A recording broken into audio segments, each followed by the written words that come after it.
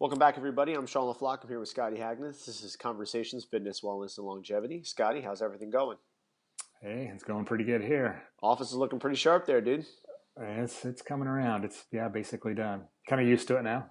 Nice, man. So yeah, You got a lot of fancy writing up there.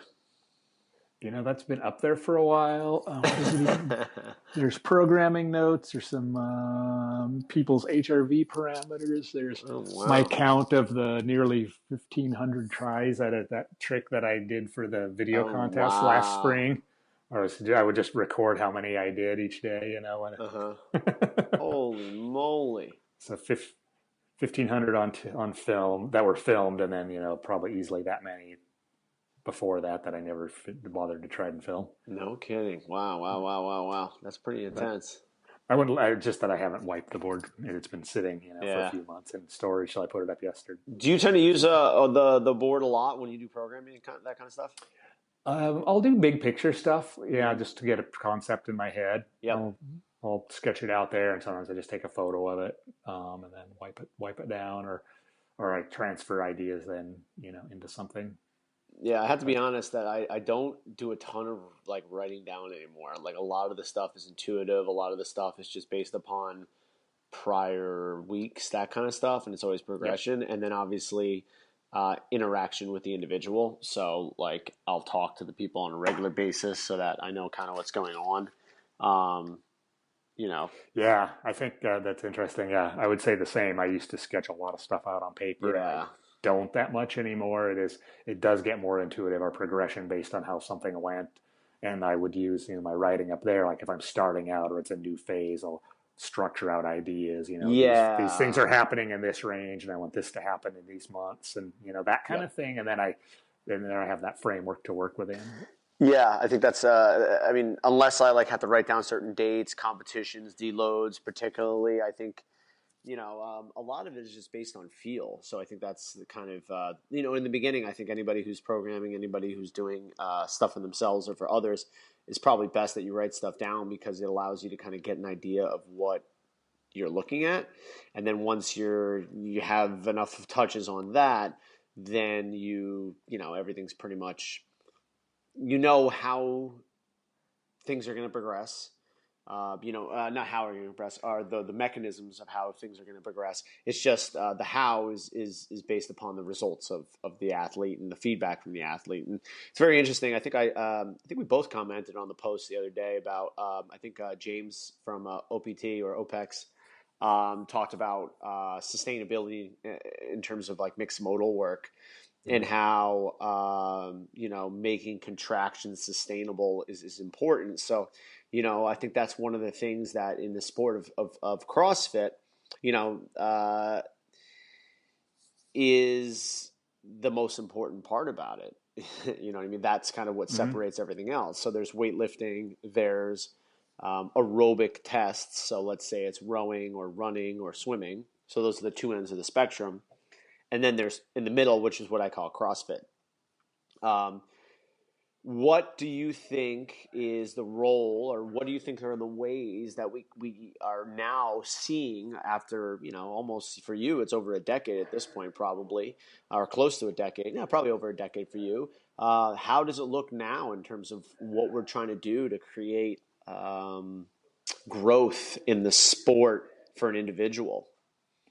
Yeah, it's so much more precise nowadays than it was. And I was having a conversation with a couple of the athletes here this morning about how every one of the competitive movements now is, it's very refined skill, and people understand they'd be very proficient at that skill, because we're kind of harking back to how it was done in the old days. It was you just kind of got in and got it done. It was just a movement, where it's where now they're all each very refined skills, and it's clear that there's a successful method of doing it, and there's ones that are less successful. So there's a big focus on having, at the highest level, you have to have the skills all perfected and able to do them under fatigue and in all sorts of circumstances. But then the sustainability piece is something that I think people are finally coming around to understanding how to train for it, because I think that the people who are good earlier on, and even in the middle phases were maybe somewhat naturally, they sort of figured out how to do it naturally without necessarily attempting to go out and develop it. Yeah. And now we're trying to figure out how to actually develop that. Yeah. It's actually very interesting because I think that's kind of how all sport works is like you get a few outliers in the sport who just dominate, and then you kind of break that individual down into what makes them great. And then you train those things, and then you have the Alpha 2.0, and then once we break down Alpha 2.0, we have Alpha 3.0. And I think that's Mm-hmm. kind of what's happened. So, like for the sport in particular that we're talking about, CrossFit, we had Rich Froning, who was the sustainability champ. And then you have Matt Frazier, who I think is, Rich 2.0. So what you look at Rich, he was able to do multiple contractions. Overall, absolute strength was very good relative to the field, but not the best. But his ability to maintain sustainability through submaximal work allowed him to be the best in the world. Now you look at Matt, you see somebody who's actually more refined in their ability to do the movements, smaller and the same strength relative. And then you also have, basically the mindset of this athlete as well, which we don't have to talk too much about. But I think in terms of what we're talking about, the how they train this, you see that people aren't just smashing metcons anymore. They have progressions through the off season. They work on strength in the off season. They work on aerobic ability. Then they build the volume, and then they layer in complexity. And they're always working sustainability. And you don't really see too many people. I mean, they do because they're knuckleheads who are smashing it really hard all year round now. You're seeing a lot more progression based and breathing based work. Um, Mm-hmm. so, like, I guess I'll pose this: is what would a 5 year into the game regional slash games competitor look like in terms of trying to improve their performance for testing plastic CrossFit, where there's multiple contractions, multiple movements, and workouts between 8 to 15 minutes long, from post CrossFit Games to open, let's say, or maybe even let's say to regionals. Just throwing that out there as a general If you're, idea. yeah, if you're at that level, you may just train through the opens and Yeah, really be on a regional plan. yeah, Yeah, I mean, it's in a general nutshell. I think there's going to be a phase of recovery work where you're working lower end aerobic and kind of recovering maybe some top end strength that might have been lost, mm-hmm. um, just with the volume and muted CNS that would come from the From lead up to the competing. Yeah, games. and Yep. I And guess then also that is also relative to the individual in terms of how long you stay with that off-season recovery program. exactly, Okay. yeah, very individual, and then building capacity, and that depends, where the individual is lacking. But I see, ways to build sustainability, and it's difficult to RX without an eye, even for that person. Yep. I think with experience, you can see and kind of know, like, okay, this number of this exercise is sustainable. If I give more than that, we're going to start dipping into something else. But over time, you can progress those exercises, adding reps, or maybe it's load, or changing the order. But trying to find sustainability and build on that, and be probably quite a few sessions and quite a few different scenarios in a training week over a phase of building that. Mm-hmm. It was funny because I was finally getting into some block two, or like, phase two training with some of my athletes now that the summer is pretty much over. And now we're actually looking toward some off-season competitions and then the open. And that's where most of my athletes will try to peak, is the open. So, the open ended in April. And then, so you have April, May, June, July, August. So I would say probably maybe 6 months of off-season type training where we're building aerobic ability. Most of the athletes that I'm training, they're building absolute strength during that time as well.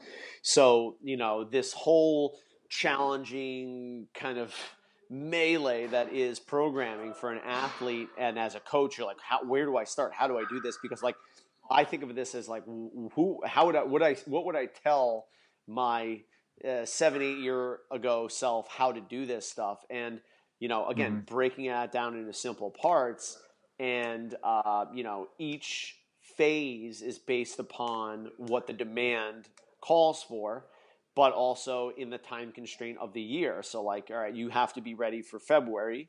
That means that you have to kind of, I guess, what is it called, where you build it from the end back, retrofit or retro build, right? Yeah, retroactively program. Yeah, Mm-hmm. exactly. So you got to be here at this time, which means you have to be doing this at this time, this at this time, and this is what you can do during this time.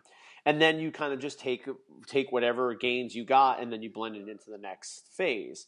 So it's like you can't just stay in absolute strength all the time unless you're just planning on doing, all right, like let's take 2 years, let's just do the open, doesn't matter, 2, 3, 4, 5 years to get stronger, and then maybe try to make a run at it or something like that. But I doubt that most people even want to do that, because I think most people are trying to look for fun and competitiveness within the sport. Right. So, do you have any experience with that yourself, there, Scott, in terms of Uh, your athletes?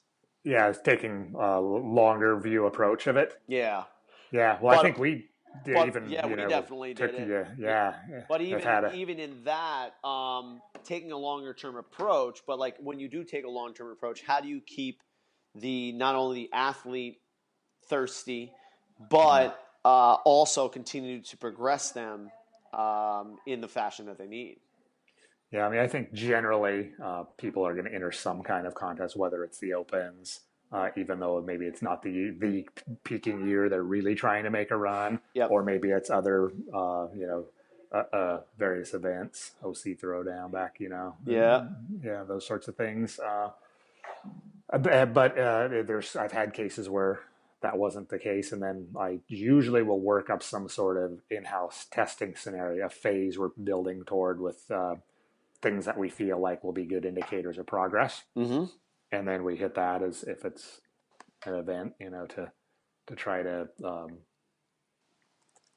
get something that you're excited about and working hard for, and then you can kind of benchmark where you're at. But yeah, it takes a lot of patience for sure. Yeah. Very But cool. as long as you're keeping the gains, keeping it moving, Yep. and yeah, programming is the more it becomes so much more of an art form, I think, and intuitive the longer you do it. Yep. And because as you mentioned a little earlier, I'm kind of mentoring our new coach here. She's been trained at the gym, open gym. She's done training think tank. She's one of Max's clients and has been Yep. for a number of years. And Yep. so I'm trying to mentoring her on programming, Mm-hmm. and realized as I was going over a variety of different example programs, and how much when I tried to verbalize what I'm doing, I know. it's like, well, I know this because this and this and that, but Yeah. yeah, so it's making me go back and create some structure, even though Yeah. it's there, but putting it down and creating Yeah, something. it's just I have such no interest in doing that. Like I would hire someone to just follow me around and just dictate notes and then transcribe that into what I'm thinking. But I have no interest in actually doing that. Like I hate looking at numbers. It's just I don't do it. Like I mean, I can do it enough where I can like understand and I have a basic knowledge of it, but I don't geek out on numbers. I love feel. I'm like, all right, what does this movement look like? What's the quality of the movement? How did that workout go?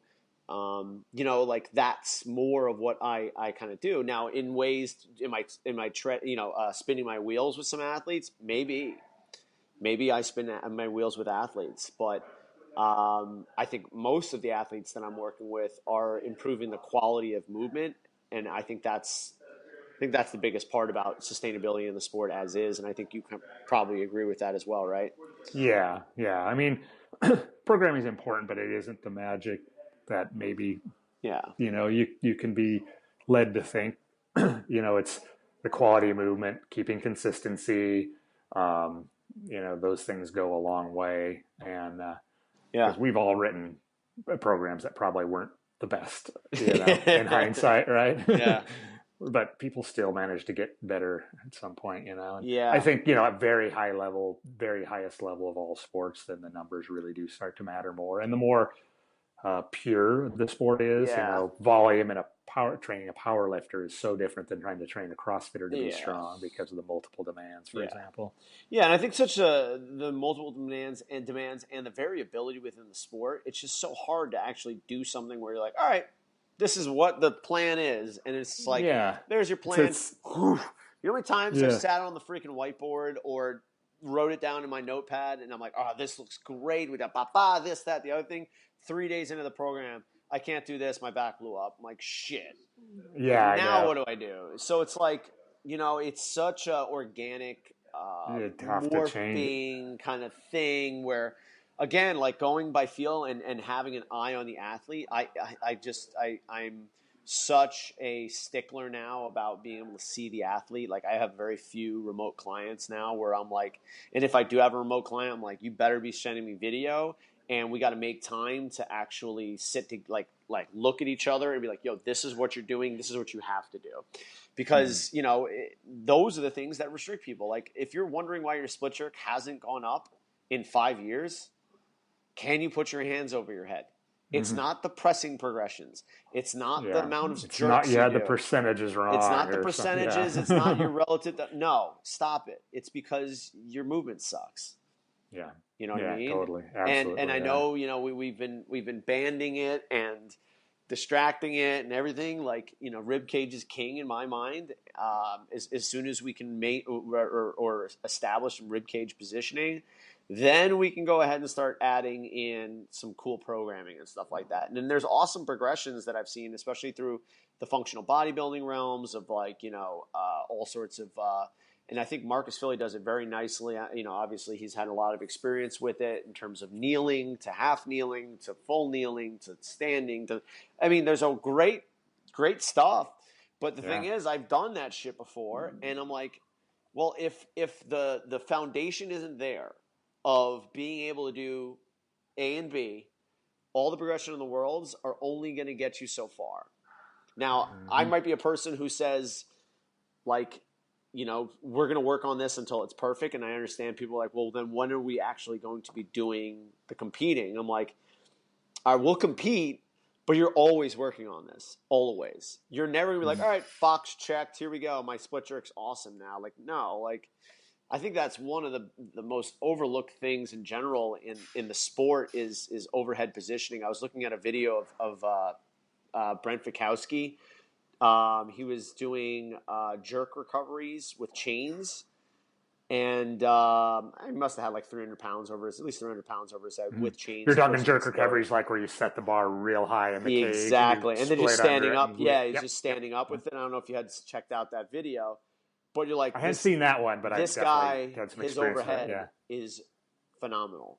I would say probably the best I've seen in CrossFit, and that's better, and that's including Matt Fraser.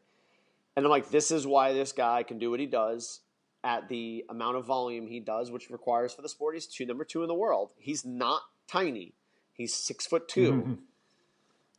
and Yeah. he's number two in the world, and he's placed on the podium 2 out of the years that he's been at the CrossFit Games. And he's probably one of the only guys who has done a progression based road to the games. I mean, it took him 3 years, I think 3 or 4 tries out of the Northwest to get there. He's come very close, but when you pay the man, so to speak, you can, when you're there, you've earned your ticket. You're not just Mm-hmm. pretending.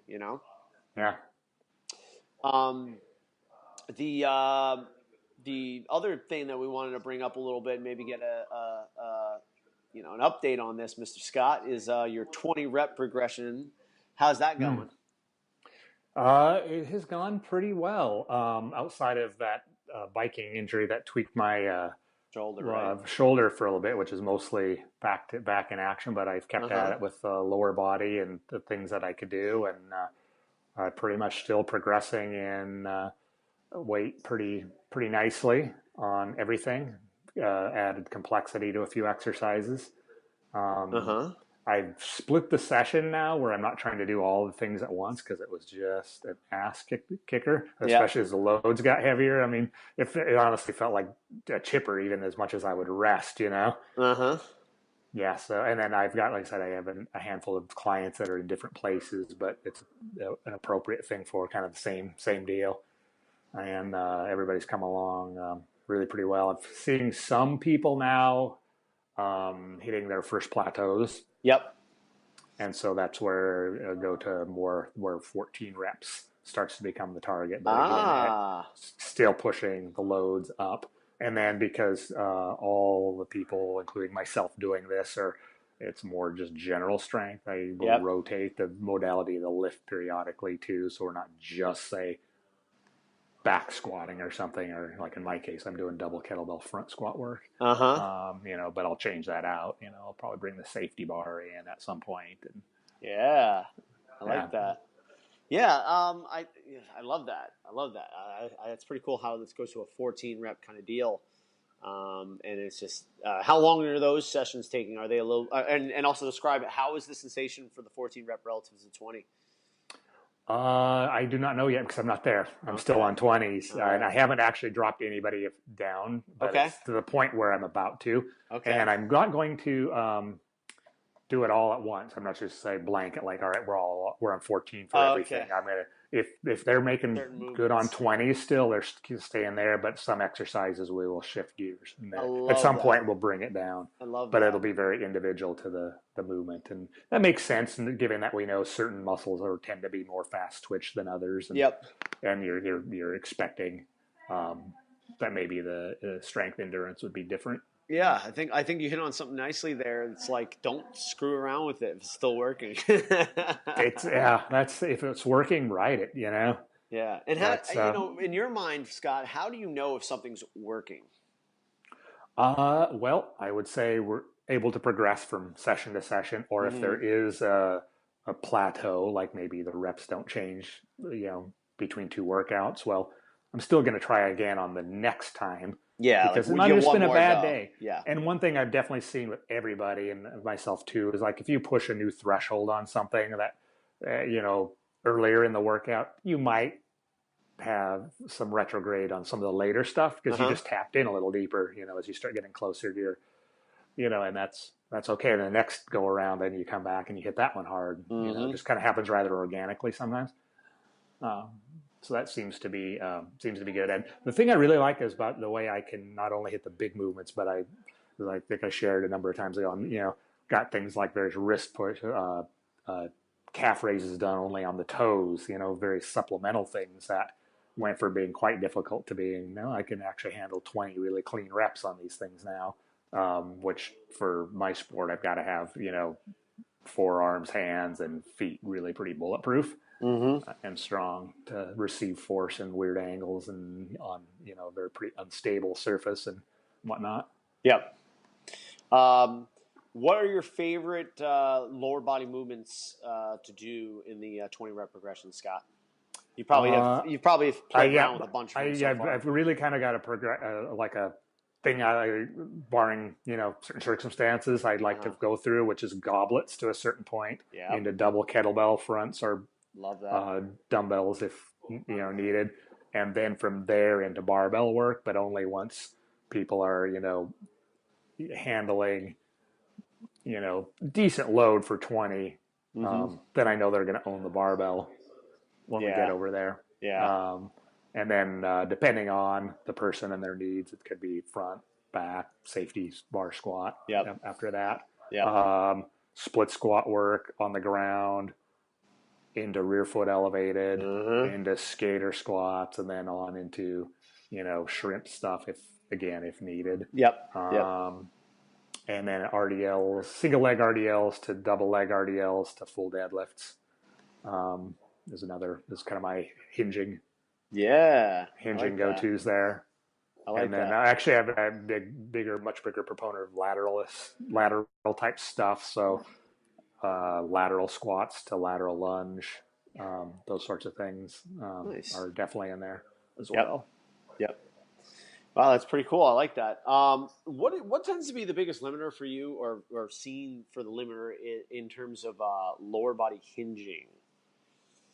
The biggest limiter. Yeah, and I have some individuals who they just continually blow up, or not even on high repetitions, but just like they just can't pull. Like, what are some of the things that you Yeah, either try, or what are some of the best exercises that you try to? I What do you think? yeah, that's a good one. I think the issues often there are people that are definitely lumbar dominant. So Yep. whether they are unable to stabilize their core fully, which we this definitely discussed that in the past. But the other one is the feet glute connection, and really kind of Ah. into this whole idea of foot strength and how that is really a driver of that. So Hmm. being able to access and switch the glutes on. Yeah. Everyone I work with, we do a lot of foot strengthening, do a lot of Oh. barefoot, short foot, various activation drills that tie the glute and feet together. In fact, I just had one of my semi-remote clients that trains on site at times was in here just last night and